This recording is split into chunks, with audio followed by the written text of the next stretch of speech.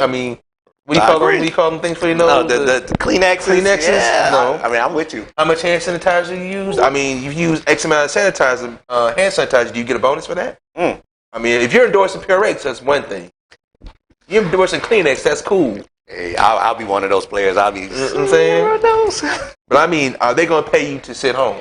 Are they? And like I said, and then if the team is not going to pay you, and the money's and like everything, it's like it's like a chain. I wouldn't say a slippery slope or a downward whatever. It's just a thing of like it's a chain of events that happens. Right. You know, say a player gets sick, that means the team can't play. That means no tickets. I mean, you won't get jersey sales regardless. Right. But it does. Like, it's like saying it's a chain effect. So, and I understand what some players say, like Lamar Jackson. You know, hey, it's my business, my personal right. But also, what you get paid to do is entertain the public. And regardless of how you may feel, that's part of being an athlete, especially as talented as you are, is you. And I hate to say it like that, and the way I put it, but you entertain the public, right? And that's, I ain't say who pays the bills, but they help in making sure that you're able to continue to drive your cars, live in your house, sell your jerseys. You know what I'm saying? All the little things that we tend to forget. You know, we tend to forget. You know. Yeah. Because I mean, you get paid X amount of money per game, and that's a lot of money. That's true. You think about it, whether it's $1 million or $200,000 to play. I mean, even though the game is very physical and whatnot, you got to keep in mind the big picture of the story. I mean, the big picture throughout. I mean, and like I said, there's nothing wrong with having your personal beliefs, but it's part of your job is to stay healthy. Your health is the main part of your job. You know, injuries, sickness. Yeah, people get the flu all the time, but you got, even still, you don't play with the flu. But I guarantee they pay if you got the flu. This is the coronavirus. This is the thing that the whole world is dealing with at the time. So it's nothing to just a personal thing. It's a thing as a whole. I mean, and the whole thing about the vaccine, that's a whole other debate, you know, personal choice and whatnot. It's cool. So you brought up some great points. It is a personal choice. I always tell people you can do whatever you want to because it's your life. However, you have to be careful with that because sometimes you sound like a brat. Because a lot of people may not know this, but on a certain date next month, everybody that wears a uniform has to have it unless you have a medical condition that can keep you from getting it. Right. So what makes you better than them? What makes me better than them? I've been in the game long. That's what I'm saying. You talk about me? The person I can lie to, I don't have the vaccine myself. I'm not vaccinated. I know that you are. You know, and like I said, you know, I'm still. How much research you can do? You can do a lot of research between now and then. But like I said, I'm still debating. I've leaned more towards getting it. So even in my case, when you look at it in a military sense, I mean, yeah, you still get your check on the first 15. But like you said, eventually they may start doing the same thing. They start calling, you're not vaccinated. You got corona. So however days you get paid for, we'll prorate you for that. You know, which is understandable. I can't get upset. Either I get the vaccine or I get out. You know, which may end up having to be a choice, and that's going to be a choice that may have to be made very soon. But that's just what it is. So, and I think that's what these athletes, because I think they live in a bubble. No, I don't agree with what the NFL said, but however, they are a business. And in every business, you have to protect the product. Exactly. If you miss games, I have to do more to reschedule your game. Like last year, they were rescheduling games left and right. We had Tuesday night games, Thursday night games, Saturday games to fit people who were reckless. And what they're realizing is, and this is the part that I think these athletes leave out, y'all are all out there licking everybody's butthole. That's how you're catching it. You're in the clubs licking buttholes. You're on the beach licking buttholes. So you want to sit up here and make it seem like you're doing life, but every time TMZ catch you, you're doing something stupid. Yeah, you're out there with Odell Beckham Jr. Y'all living your life. I have no problem with that. However, the league is saying live your life, but live your life safely. Just like live your life, have sex, but wear a condom. It's just the same thing. That's how I look at it. But what about Nick Cannon, though? He need to be smart. This fool said all the condoms be busting on him. Yeah, I used to say that too. I used to say that too. So we're gonna switch it up, and we're gonna talk about another big rule in this sports, which is now college athletes can get paid off their likeness. And the good thing about it is it came right at the time NFT started, which is your digital likeness, and you can sell it. And they are seeing athletes in college right now becoming millionaires. One particular person, which, by the way, I don't know if y'all really thought that was going to be anything different, is Master P's son. Right. Not Romeo, because he's good, but his other son just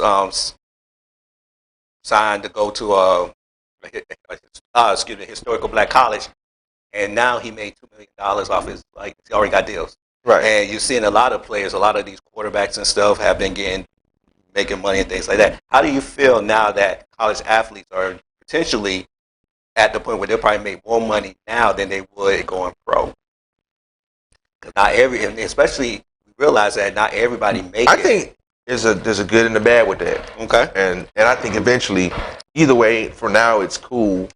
But in a sense, I think the NCAA is going to turn around and roll back on it and regulate that. Oh. Yeah, I think so. But also, I think it's good on the possibility of college sports in a sense, because hopefully it'll take time for athletes to actually invest more in being in college. I mean, and in the sense to where, let me try to sound right with this.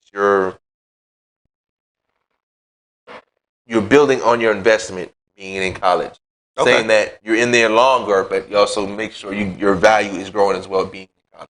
If you think about these one and dones, they feel their value more doing that 1 year in college and then going to at that point they were right, but like you said, this is a game changer, right, on all scales. Because go ahead. A lot of times you got those one and dones that get there and they're doing, think about the majority of them subpar career.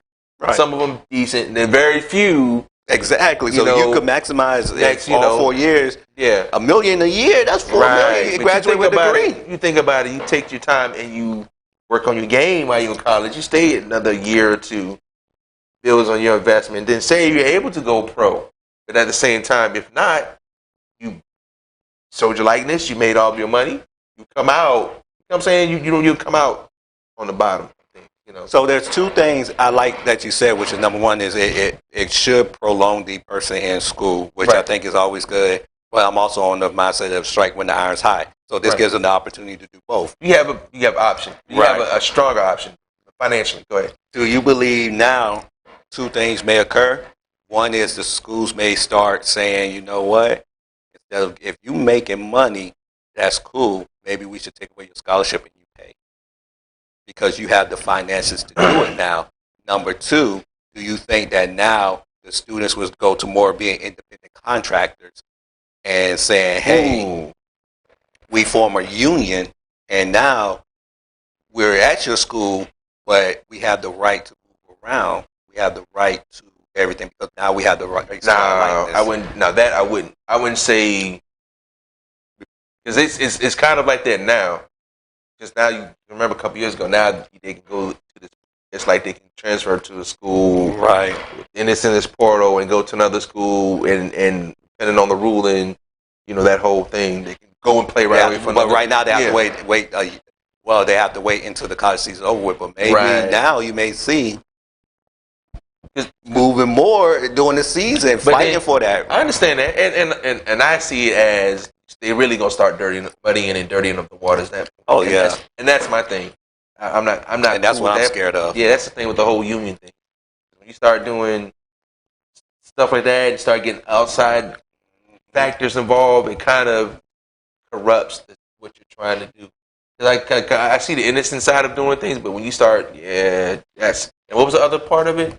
Do you think schools will start making these athletes pay for their education because it's easy to give a kid who doesn't have. I can see that. After their first year, if they make it over. Why can't they negotiate that part though? Because my thing is like you become a contractor if you negotiate. And not necessarily like you're saying, but in the sense of how about this? in the fact that you say you're making money off your likeness, we just need you to cover down on your board and your food. We handle the education. I like that. By the way, the whole scholarship thing is a scam anyway. So I do believe that this will help people probably graduate with better degrees, at least with a degree. But I do think that because regardless of, and not to cut you off, you think about it. how many times you watch college football, basketball, whatever, and these athletes are so phenomenal at college, but when they get to the pro ranks, they fall flat. Yeah. They fall flat, and you got to look at it too. So I'm glad you brought that part up because we're gonna end it on this one. Then we'll go to the next topic. Do you think that this will stop high schoolers going straight to the pros, mostly the NBA? Because that's opening back up. Yes, and no. I think 2024. I think it's going to open back up. Yes, and no. And you got to understand, you're being drafted on your potential, right? And a lot of people feel like they can. A lot of these high schoolers feel they do a lot of these things they see these pro players do. It'll translate automatically, and your game doesn't translate like that right away. It's very, very, very rare. The LeBrons, the Kobe, like Kevin Garnett. Let's not do Kwame that way. Come on, man. But it doesn't, and I think a lot of people, you're being drafted on your potential, and then like you said, it's how your game translates all together, and how you make sure. And like I said, it goes back to on that individual how your game translates as well, because you can be the best 3-point shooter in high school, but when you get the NBA. 3-point line is a whole play. The pace of the game is totally different. The physicality is totally different. Reggie Miller made a statement in the Malice in the Palace documentary, and he used it in the playoffs. He said, everybody's physically gifted. At that point, it's the mental. Right. And when you make it to the pros, everybody's physically gifted. It's the mental. It's who outworks who. That ends up being the star of any team. But you said murking up the water, and I think we should say it for another show, but I'm going to throw this out there. Do you believe now that players are getting paid in college, that now in high school they're going to be pushing them towards sending it out? Because you see in high school it's doing it too. Right. Do you think that's going to make more sharks in the water? Because a lot of these kids is coming from situations where they were being taken advantage of. And now, because one of the shows we're going to do on our other show, and it's going to be titled Black. I want to tell the title. You got to roll to the next subject, man. Come on, man. Yeah. All right, so we'll end it there, but the next show is going to be awesome. Yeah. So, the Olympics. By the way, congratulations, America. We won the overall gold, and we won overall medals, which is awesome. Right. But one thing that came out of the Olympics, which has been documented, is black women and their lack of mental health. And I say that not to be disrespectful, but when you see Simone Biles, you see Naomi, they're all talking about my mental health, this, that, there, and they're dropping out of the events, they're running and crying. I honestly, it made me think of how important Serena and Venus Williams was, because they took more scrutiny than any of these athletes took. Right. And they went through it, because Sha'Carri Richardson had to smoke weed. Another lady, she ended up having an abortion, and she missed the timing of the test, and that's why she couldn't make it. But it's been a black woman story for the Olympics. Do you think the Olympics put black women in a bad light, or do you think because the certain black women started doing certain things, it put us in a bad light as a whole? Because that, to me, I really don't know, man. I don't really know, and I know it's said as well. I'm gonna leave it at things happen in life, and I'm gonna say that we all don't handle and deal with situations in the same way, and then also a lot of times we're not given the tools to cope and handle situations a certain way. But also you got to keep in mind that we're all not equipped to deal with certain things that occur to us as life comes on, like passing of a loved one. All of a sudden, you know, new life, new people involved. You like I said, and things going left and with unexpected. Right. And that's where we gotta figure it out sometimes. And like I said, sometimes you always gotta be on your mental health. Always gotta be a thing. I think if we're not good physically, mentally, emotionally, spiritually, chemically, all that other good stuff, you know, there's always going to be a way to fall apart. Everything falls apart. I like how you said that, and and that was beautifully put. Now I'm gonna throw a caveat in that. Is it more of an excuse because when Naomi, dropped out of her tennis and things like that, it was because they were asking her questions about her poor performance. When Simone Biles dropped out, it's because she had a poor performance. But Sha'Carri Richardson's situation was, she was been smoking weed and just finally got caught. By the way, she's been smoking weed and she finally got caught because they tell you when they test it. The rules state you can smoke whatever you want to do except during this period of doing something. Right. You literally was smoking 30 days prior. Right. Let's be real. When her mom passed away, that's for the reason she didn't even know. So come to find out, it was her biological mom, which she didn't know. Apparently, she was learned about it she learned about it in an interview.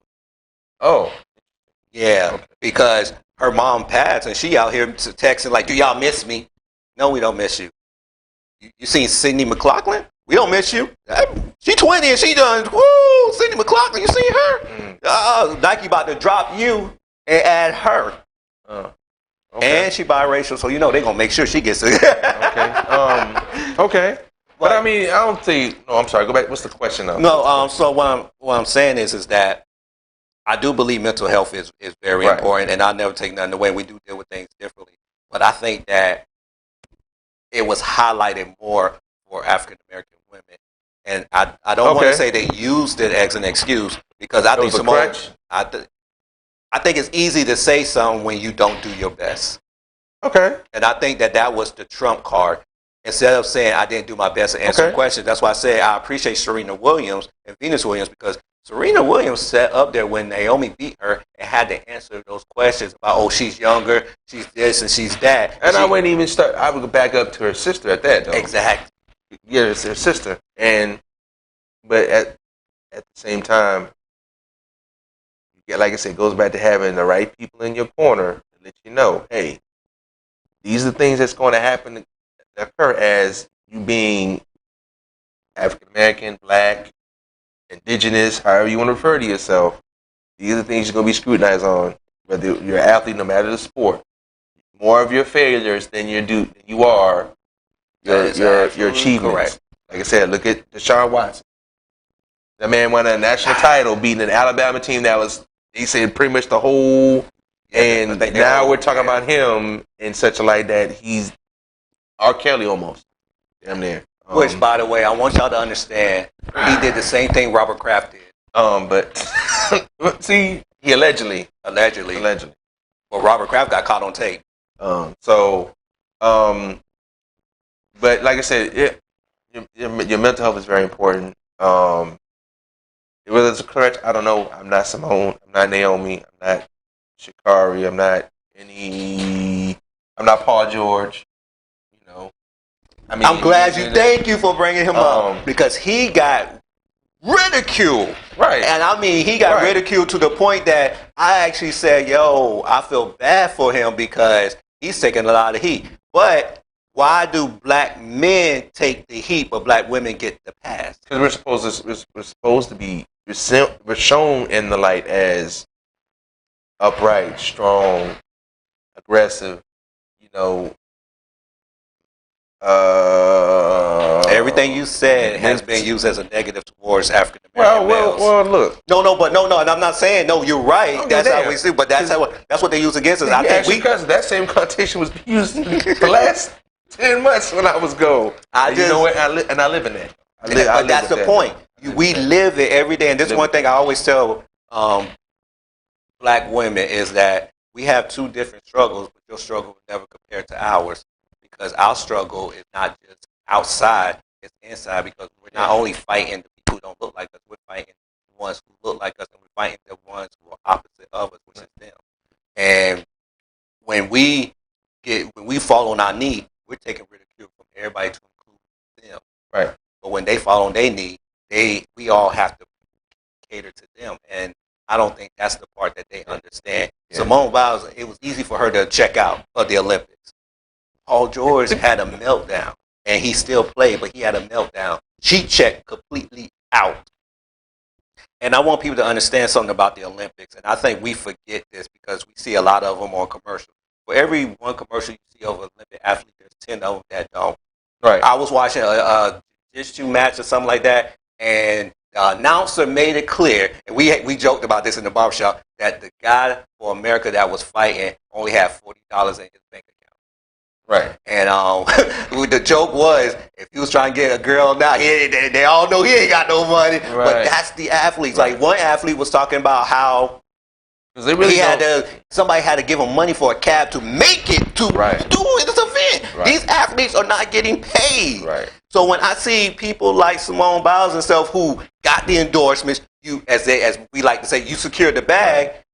You're not understanding there are people who would love to be in your position, and for you to be able to say, it's not fair, and life is not fair, but I think we should be more careful with how we do. So it's easy for Naomi to say because there's plenty of tennis players who's not on that level where they can say that because they're still hustling up. And I think a lot of times it's that success, when you of course, when you're doing good, you often get sheltered by that success, and when you start failing, and things start, we don't, a lot of times people don't realize the negatives in being successful, because when you fail, it hurts more and it shows more, it stands out more. Like I said, a lot of times people look for the things you didn't do right as opposed to the thing you were supposed to do right and you got right, you got it correct. I agree with you on that. So I mean, that mental thing is what it is. It's like your back issue.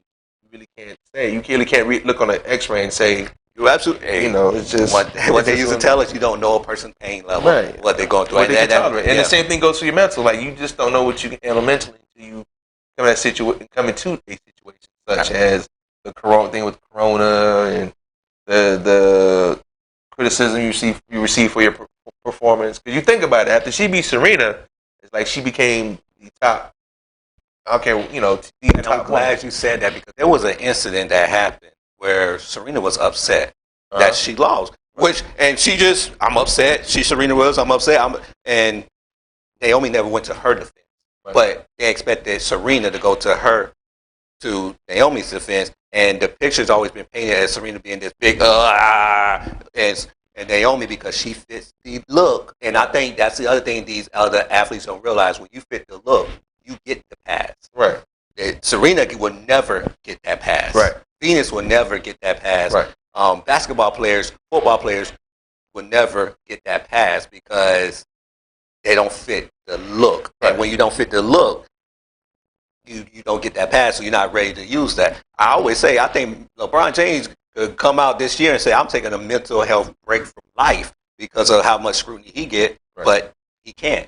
Because if he do that, he doesn't fit the look. But Steph Curry does. He fits the look. And they'll be like, yes. You think so? I know so. I do. I know so. You think so? Yeah, because he fits the look. When you fit the look, you can do certain things that other people can't do. Oh, okay. So, man, thank y'all once again for joining us on Sports Talk. Y'all got the double dip. Hey, the double dip. We'd like to thank you to 2xposu.com. Please check out the network. There's a lot of great shows on there. We're greater, but they're great. So, you have your choice. But if you want greatness, you come to us. If you want great, you go to them. It's the same thing. William Coleman's back in the building. Go ahead and give your shout outs. Yeah. Shout out to 2xposu.com as well.